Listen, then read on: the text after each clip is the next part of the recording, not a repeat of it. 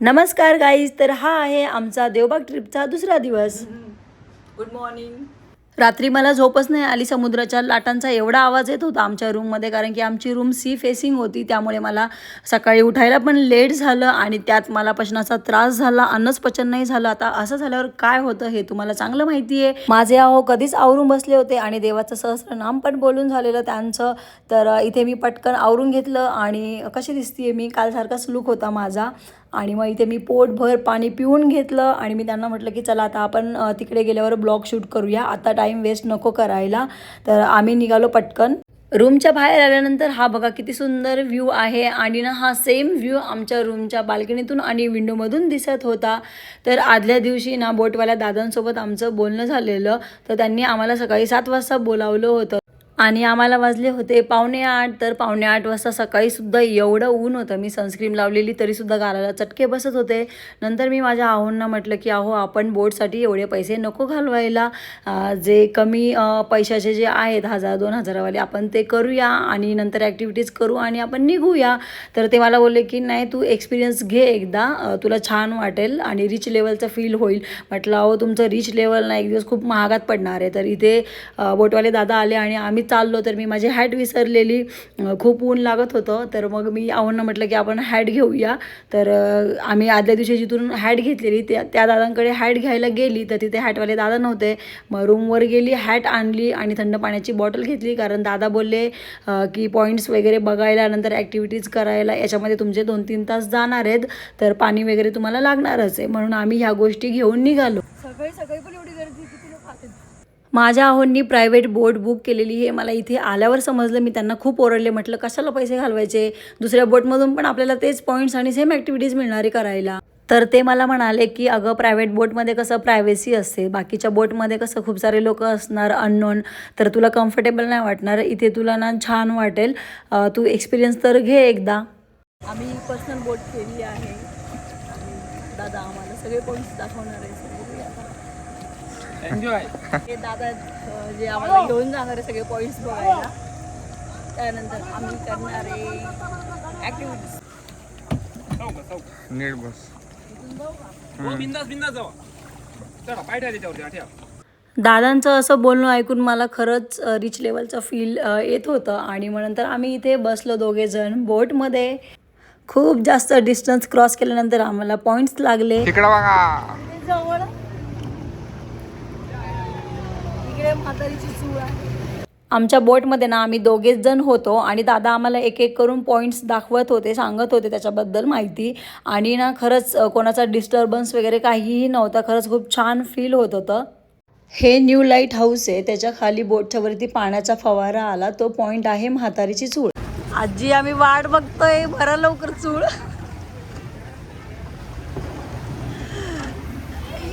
आला फवारा. माझी जेव्हा वेळ आली पॉईंट जवळ जायची, तर म्हातारी आजीने फक्त फुंकर मारली. मला वाटतं माझ्यावर रागवलं होता बहुतेक. बघा कसा फवारा मारला छोटासा, चुळच नाही भरली. दादा आतमध्ये एवढी बोट जवळ घेऊन जात होते पॉईंट जवळ, पण आजी काय ऐकतच नव्हती. भरा लवकर. आजी नुसत्या छोट्या छोट्या फुंकर मारत होत्या. आता तर मला खरंच असं वाटत होतं की आजी माझ्यावर रागवलेलं आहे. शेवटी मी दादांना म्हटलं की चला आपण दुसरे पॉईंट्स बघूया. आजीला आता नेक्स्ट टाईम भेटू आपण कधी, जर मला आयुष्यामध्ये परत इथे येण्याचा चान्स मिळाला तर. आम्ही गेल्यानंतर आजी तर फुल जोशमध्ये होत्या, सारख्या सारख्या चूळ भरत होत्या मोठ्या मोठ्या. असो, मग आम्ही निघालो दुसऱ्या पॉईंटकडे. तर इकडे आहे हे न्यू वर्ल्ड लाईट हाऊस. तर इकडे याच्याजवळ आसपास थांबायला पण जास्त वेळ परमिशन नाही आहे असं दादा सांगत होते. हे जुनं लाईट हाऊस आहे, याला म्हणतात गोल्डन रॉक. हे समोरचं नवीन लाईट हाऊस. ह्या दोन्ही याच्यामधून बोट जाणार आहे, त्याला बाली पॉईंट म्हणून. ह्या पॉईंटमधून जाणार होती बोट दोन्ही रॉकच्या मधून. तर मला थोडीशी भीती वाटली की काय होईल की काय, पण तसं काही झालं नाही देवाच्या कृपेने आणि तसं काही होत पण नाही. बऱ्याचशा बोट जात होत्या तिथून. हे माझे हिरो कसे दिसत आहेत. काय गोड स्माईल आहे ग.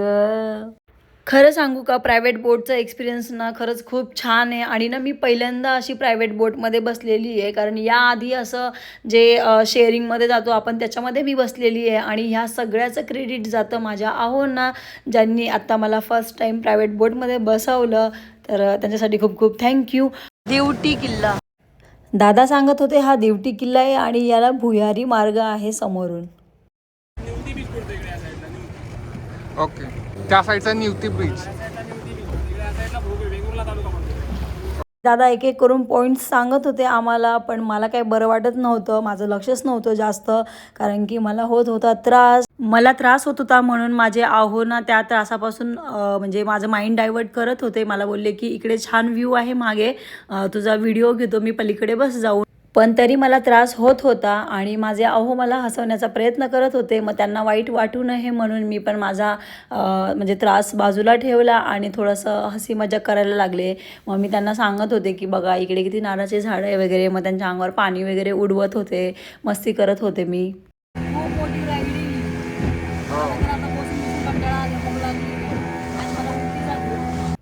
हा आहे खेकडा पॉईंट.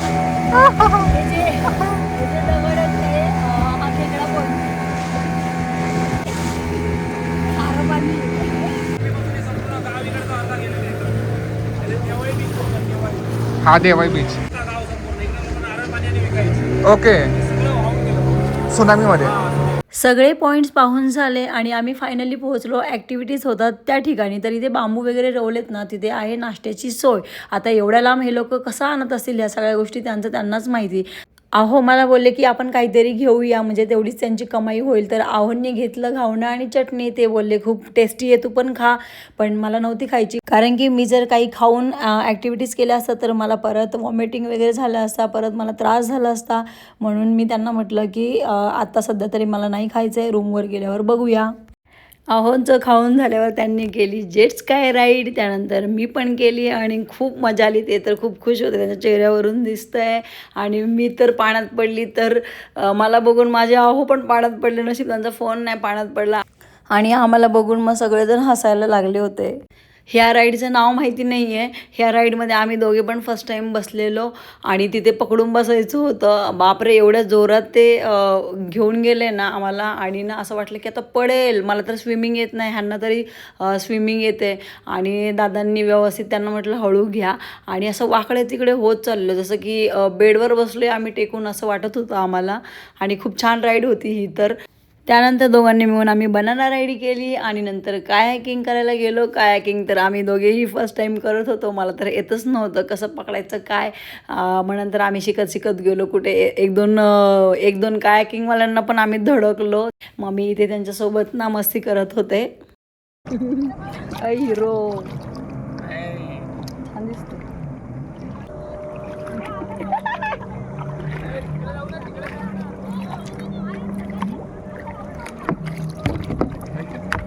त्या भिंतीजवळ जाण्याच्या नादामध्ये आम्ही इथे 2-4 जणांना धडकलो आणि मग नंतर त्यांनी आम्हाला बाजूला सारलं. कायाकिंग करून चांगलीच एक्सरसाइज झालेली, शोल्डर बायसेप चांगलेच दुखत होते. त्यांना म्हटलं चला आता आपण जाऊया. मग कायाकिंगवाल्या दादांना त्यांची कायाकिंग सोपवली. आणि ना गाईज, मला एक गोष्ट सांगायची आहे. मी आणि माझ्या हजबंडने एक गोष्ट ना इथे ऑब्झर्व केली की हे लोक पाण्यामध्ये एवढ्या लांबून नाश्ता वगैरेची जे काही त्यांनी अरेंजमेंट केलेली आहे, तर आपण जेव्हा जातो तेव्हा त्यांना कस्टमर्स येतात, तर दिवसभर ते तिथेच असतात. आपण जेव्हा काहीतरी घेऊ तर तेव्हा त्यांची कमाई होते. तर आपण नक्कीच काहीतरी तिथून घेतलं पाहिजे, थोडं काहीतरी 50-100 रुपयाचं, कारण आपण एवढा लांब फिरायला जातो तेवढं आपण घेऊच शकतो नक्कीच. दादांची बोट तिथेच उभी होती आम्हाला घेण्यासाठी. मग दादांना म्हटलं चला आता आपण जाऊया, कारण आम्हाला संध्याकाळी अजून दुसरे पॉईंट्स एक्सप्लोअर करायला जायचं होतं मालवणमध्ये. तर आम्ही निघालो रिसॉर्टवर. आमच्या रिसॉर्टमध्ये ना स्विमिंग पूल होता आणि आम्ही दोघे एकदा पण नव्हतो गेलो. तर त्यांना म्हटलं की चला आता आपण जाऊया, भिजलोच आहे तर आता इथे थोडंसं एन्जॉय करूया, भिजूनच जाऊया आता वरती, कारण समुद्रातलं खारं पाणी होतं तर इथे छान वॉटर होतं. तर त्यांना म्हटलं चला आपण भिजूया. तर माझे माझ्यासमोर शायनिंग मारतात, स्विमिंग करतात, पण मला काही स्विमिंग येत नव्हतं. त्यांना म्हटलं मला शिकवा, तर ते मला म्हणतात की असं पालतं झोप माझ्या हातावर, मी तुला शिकवतो. पण मला काय, त्यांनी 2-4 वेळा शिकवलं पण मला काही जमलंच नाही. आणि उलट त्याच्या नादामध्ये माझ्या नाकात पाणी गेलं. माझ्या नाकात पाणी गेलं म्हणून अहो म्हटले की आता आपण स्विमिंग नंतर शिकूया. मी म्हटलं ओके. मग आता इथे स्विमिंग पूलमध्ये मला एकदा उचला तरी. मग त्यांनी मला उचललं आणि मी नशीब त्यांना झेपले. मग नंतर आम्ही थोडीशी मस्ती केली आणि त्यांना म्हटलं की आता चला आपण जाऊया वरती फ्रेश होऊया, कारण आम्हाला जायचं होतं मालवणला. आम्ही ऑटो बुक केली होती संध्याकाळसाठीची. त्याआधी आम्हाला स्कुबा डायव्हिंगला पण जायचं होतं म्हणून आम्ही गेलो वरती रूमवर, चेंज केलं पटकन आणि गेलो स्कुबा डायव्हिंगला. स्कुबा डायव्हिंगसाठी आहोंनीच लावला पहिला नंबर, कारण त्यांची ही दुसरी वेळ होती. त्यांनी याआधी पण पहिला केलेला होता. माझी तर ही फर्स्ट टाईम वेळ होती. गेले तर दुसरं लग्न नका करू. मी असं बोलले तर सगळे मला हसायला लागलेले, कारण की मी थोडीशी पॅनिक झाली होती. पण नंतर झाली व्यवस्थित माझी स्कुबा डायव्हिंग पण. मग आम्ही परत आलो रूमवर, चेंज केलं आणि निघालो मालवणला. मालवणमध्ये पहिलं गेलो आम्ही राजकोट किल्ल्यावरती आणि बघा रात्रीचे हे लाईट्स लावलेत ना, खूप छान वाटत होतं बाहेर. पण ह्या चपलांसाठी ना बाहेर स्टँड वगैरे करायला पाहिजे, मे बी असेलही, मला माहीत नाही आहे. किल्ल्याच्या आत गेल्यावरती राईट साईडला एक महापुरुष होऊन गेले, त्यांचं मंदिर आहे आणि त्या मंदिराच्या आतमध्ये एवढं मोठं झाड आहे, एवढं भारी दिसत होतं ना ते रात्री. आणि समोर बघा आपल्या छत्रपती शिवाजी महाराजांचा स्टॅच्यू, जो की आहे 91 फीटचा. मी गुगलवरनं माहिती काढली आणि आपले पंतप्रधान नरेंद्र मोदी साहेब आहेत, त्यांनी इनॉग्रेट केला होता इथला हा अप्रतिम स्टॅच्यू. त्यानंतर सुंदर किल्ला, समोर आहे समुद्र. इथे रात्रीच्या वेळेला तुम्ही जर शांत बसलात ना 5 मिनिट जरी, तरी तुम्हाला खूप पॉझिटिव्ह एनर्जी मिळेल. इथलं वातावरण सुद्धा रात्रीच्या वेळेला एवढं भारी होतं. गाडी दिसली पाणीपुरीची, मग आम्ही पाणीपुरी खाल्ली आणि आम्ही आलो इथे रॉक गार्डनला. रॉक गार्डनला आलो तर तिथे तिकीटवाले दादा बोलले की आता बंद व्हायची वेळ आली, उद्या या. म्हटलं नाही, आम्ही एवढं लांबून आलो आहे तर आम्हाला आत्ता बघायचंच आहे. आता ते बोले की असंच जाऊन बघून या. म्हटलं नाही नाही घ्या. आणि मग तिकीट्स वगैरे काढले. तिकीटवाले दादा बोलले आता म्युझिकल शो चालू आहे तर तो आता एक 5-10 मिनटामध्ये बंद होणार आहे, तर तो पहिलं तुम्ही जाऊन बघा आणि नंतर बाकीच्या गार्डन वगैरे फिरत बसा. म्हणून आम्ही पळत पळत इथे निघालेलो. मी तर पळतच सुटली होती इथून आणि त्यांना म्हटलं की चला आता आपण पटपट जाऊया. सगळे लोक घरी जायला लागले होते. म्हटलं आता बंद होणार आणि परत कसं आम्हाला यायला वेळच नव्हता, कारण की आम्ही दुसऱ्या दिवशी लगेच पुण्याला यायला निघणार होतो. तर घाईघाईमध्ये आम्ही रस्ता पण चुकलो. इकडे कुठून जायचं काही समजत नव्हतं. मग शेवटी आम्ही समोरून गेलो, सापडला रस्ता आणि गेलो तर म्युझिक वगैरे लागलेलं, चांगलं पाणी वगैरे डान्स करत होतं म्युझिकवरती आणि भारी वाटत होतं. तर दादा बोलले ते 5-10 मिनटात बंद करणार आहे, पण ते बराच वेळ चालू होतं आणि मी तर मस्त डान्स वगैरे करत बसले होते तिथे. छान वाटत होतं. हिंदी मराठी सॉन्ग लावले होते छान असे डीजेचे वगैरे आणि काही लोक तर आमच्या नंतर पण आले. तर मग मला थोडंसं बरं वाटलं की अरे चला आता येत आहेत कोणीतरी लोक अजून. आम्ही दोघांनी पण खूप एन्जॉय केला. जास्त तर एन्जॉय मीच केला. ह्या गार्डनमध्ये बघा हे एवढे मोठे मोठे दगड आहेत म्हणून कदाचित ह्याला रॉक गार्डन असं नाव दिलं असावं. नंतर इथे पुढे आल्यावर मला तर एकदम परीसारखंच फील झालं, कारण मी ड्रेस पण तसा विअर केलेला. तर अहो स्वतःच बोलले मला की थांब मी तुझा एक ना छान असा व्हिडिओ काढतो. आणि खरंच ते कंटाळा न करता त्यांनी माझा व्हिडिओ काढला. थँक्यू सो मच अहो, तुम्ही मला नेहमीच असं स्पेशल फील करून देता त्यासाठी. पुढे आल्यावर आम्हाला जमिनीत हे काय दिसलं बोटं, हे पाहून मला जरा भीती वाटलेली. आणि हे बघा हे असे रॉक्स आहेत ह्या रॉक गार्डनमध्ये, त्याच्यामुळे कदाचित ह्याला रॉक गार्डन असं नाव दिलं गेलेलं आहे. आता रात्रीच्या वेळेस व्हिडिओ एवढा क्लिअर नाही दिसत आहे. आम्ही गेलो होतो रात्री, तर तुम्ही जाऊन बघा. दिवसाचे हे दगड. रॉक गार्डनच्या इथली मला अजून एक गोष्ट आवडली, ती म्हणजे हे मालवण नाव. तर ह्या मालवण नावामधले जे 2 मधले शब्द आहेत लव, तर लव म्हणजे प्रेम आणि त्यांनी काय केलं आहे की ल जो शब्द आहे त्या शब्दाला केला आहे त्यांनी हार्ट. तर ते पाहायला, वाचायला आणि दिसायला एवढं सुंदर दिसतं आहे ना की मला त्याच्याकडे बघून प्रेम झालेलं आणि ना इथे खूप भारी फील होत होतं मला इथे. मग मी पण माझ्या हाताचा हार्ट केला आणि आय लव्ह यू मालवण असं बोलली आणि मालवणला बाय बाय करत मी निघाली देवबागला. ऑटोमध्ये बसल्यावर दादांना आम्ही बोललो की दादा इथे व्हेज जेवण जिथे चांगलं भेटेल तिथे आम्हाला थांबवा. म्हणजे आमच्या रिसॉर्टपासून 1-2 किलोमीटर अलीकडे पलीकडे चालेल, आम्ही तिथून चालत जाऊ, उगाच तुम्हाला वेटिंगला नको थांबायला. तर दादा बोलले ओके आणि दादांनी खूप छान हॉटेल दाखवलं आणि मग आम्ही तिथे थांबलो जेवायला. जेवणामध्ये आम्ही घेतलं होतं काजू मसाला, चपाती, जिरा राईस आणि दाल फ्राय. तर काजू मसाला हा मालवणी मसाल्यामध्ये होता आणि चपाती तर मला आवडते, म्हणजे मी रोटीपेक्षा चपाती खाणं जास्त पसंत करते. आणि जिरा राईस माझा फेवरेट, त्याच्यामध्ये ही सपक डाळ होती. तर साधं आणि सिंपल जेवण होतं, खूप छान, मला खूप आवडलं. आणि इथे मी पोट भरून जेवली म्हणून मला आलेली झोप. मी आहोंना म्हटलं की आता आपण कुठे टाईमपास नाही करायचा, डायरेक्ट जाऊया रूमवर, कारण की आम्हाला दुसऱ्या दिवशी सकाळी परत एक्सप्लोअर करायला जायचं होतं. आणि रस्त्याने आम्ही गेलो चालत, तर इथे पोचलो रिसॉर्टवर. तर बघा किती शांतता होती इथे. तर गाईज, हा होता माझा देवबाग ट्रिपचा डे 2चा ब्लॉग. तुम्हाला कसा वाटला कमेंट बॉक्समध्ये नक्की सांगा. भेटूया डे 3च्या ब्लॉगमध्ये. तोपर्यंत बाय बाय.